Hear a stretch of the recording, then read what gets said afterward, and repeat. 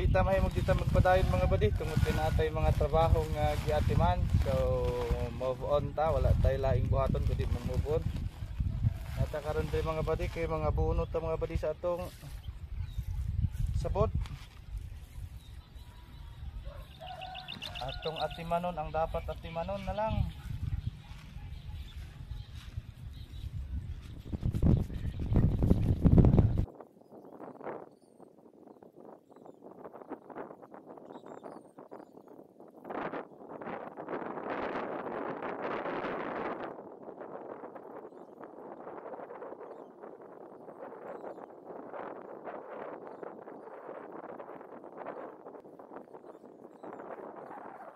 Kumatag pa nga buno mga badi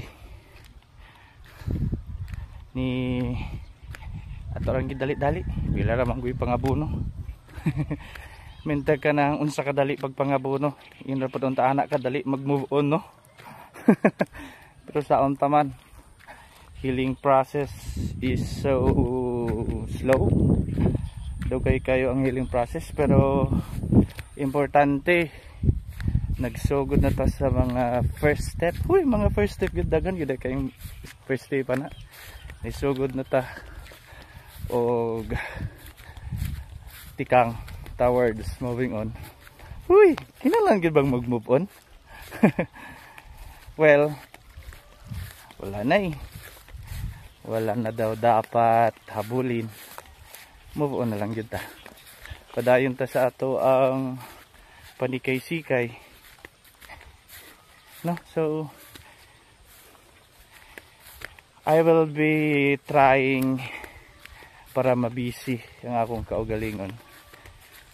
Total, daghan man pong mga responsibilidad nga ako ang medyo napabayaan tungod kay I was so affected. Pero yun nga, sabi nila habang may bukas may pag-asa.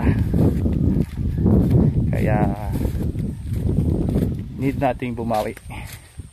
Let's get back on track.